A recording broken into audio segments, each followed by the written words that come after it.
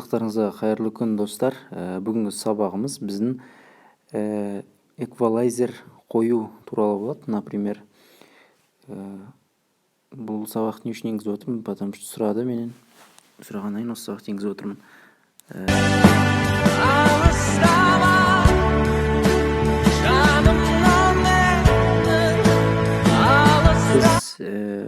Бұлай видео жасауды біз өткен сабақта Pixelloop арқылы жасап үйрендік. Енді бізде мынадай эквалайзер міне тура алыстама деген астында жазылып тұратын эквалайзер. Ол үшін біз ең алдымен Videolip приложениесіне кіреміз. Осы программаны скачать етіп алуларыңыз қажет. Videolip кіреміз и керекті фотомызды аламыз. Мен сіздерге мысал қылып постоянно көрсетіп жүрген мына видеоны алайық. Жарайды, өзім видеомды алайын.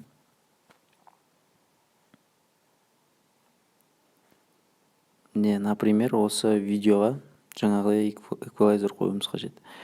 Ол үшін пока мұнда сақталып тұра берсін видеомыз. Ол үшін біз YouTube-ға кіреміз. YouTube-ға кіргеннен кейін эквалайзер футаж деп жазасыздар.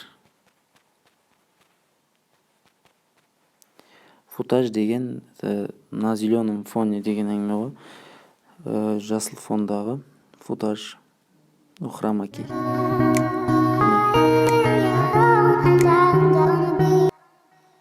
Тура осы эквалайзер. Бұны біз телефонымызға скачать етіп аламыз керек. Ол үшін біз ссылкасын копировать етіп аламыз қажет. Осы видеоның не подейшетсе деген жерде копировать ссылку деген бар. Скопировать еттік. Енді Телеграмда каналдар бар. Арнайы боттар YouTube'тан скачать ететін. Лайбот тағы да қандай бар. Негізі көп. Мен көбіне қолданатыным. Мынаны үйреніп қалдым. Басында осыған салып жүргем. Сондықтан үйреніп қалдым. Осы жерге сілтемесін жіберіп осы видеоны аламын. Качество 720 дейік. Нормально 720. Так, видео алды. Так, все. Бізде бұл видео бар. Енді қайтадан Videolip'қа кіреміз. Videolip'қа қайтадан кіріп кіруіміз қажет. Міне жоғары жақта. Мынау екінші тұрады жоғарғы жақта. Осы жерде проект без имени. Жаңағы жасаған проектіміз. Так, міне мынаған. Енді бұған жаңағы эквалайзерді кіргізу үшін плюсті басамыз. Мына жақта. Плюсті басқаннан кейін міне соңғы түр эквалайзеріміз.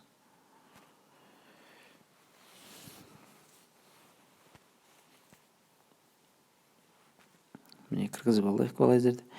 Және бұны жоғарыға шығаруымыз керек қазір. Миксер жасауымыз керек. Потому что жоғарына қоямыз ғой қазір. Сол үшін мынаны басып футажымызға. И миксер деген болады. Мына жағында. Соны бастық жоғарыға шығады. Және басып тұрып, ұстап, мына жаққа келеміз. Так, получается, бізде мынандай нәрсе пайда болады. Енді жаңа футажымызға басамыз. Астың жағын жылжытамыз, және хромаки деп тұр. Осы хромаки аламыз да. Міне пипетка тұр. Қазір пипеткада тұр. Пипетканы алып, міне жасылға келеміз. Жасылға келген кезде жаңағы дүниеміз жойылып кетеді. Жасыл түс. Енді размерін осыны ұстаймыз да, размерін кішірейтіп жоғары қарай қоямыз. Енді бұл жерде бізде проблема жасыл цветтің кішкене жасыл цветтер қалып қойды. Оны құрту үшін біз астына тағы көреміз. Бүйтіп қарап кетқанда хромакиден кейін коррекция деген бар. Коррекцияға кірсеңіздер, так. Контрастқа кіресіздер. Міне, контраст арқылы. Жоқ, контраст емес. Сдвиг болу керек. Иә. Сдвиг арқылы цветін өзгертесіздер. Міне насыщенность арқылы сіздер жойып жібере аласыздар. Так, түсінікті ғой, қайтадан айтам. Мына жаңа хромакейді басамыз. Және коррекция деген болады. Хромакейден коррекция тұрады. Коррекцияға кіргеннен кейін насыщенность деп тұрады. Соны азайтсақ, міне жасыл цвет жойылып кетеді. Және сдвиг арқылы қара немесе ақ цветке ауыстыра аласыз. Міне ақ цвет тұра берсін өзінде. Және біздің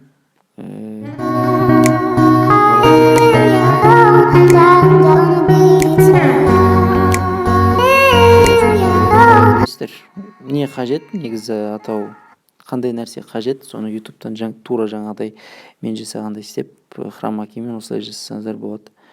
Самый оңай способ көрсеттім сіздерге. Осының екінші түрі бар. Музыканы қойып жасап жатқан, ол көп хит болды.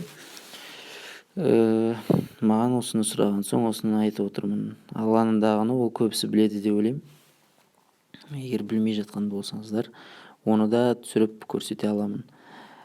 Так, бұл түсінікті. Енді текст жазу ары қарай түсінікті шығар. Егер алдағы уақытта мен ол сабақтарды түсіндіремін, видеолыпқа қатысты бүкіл құпияларымен бөлісетін болам.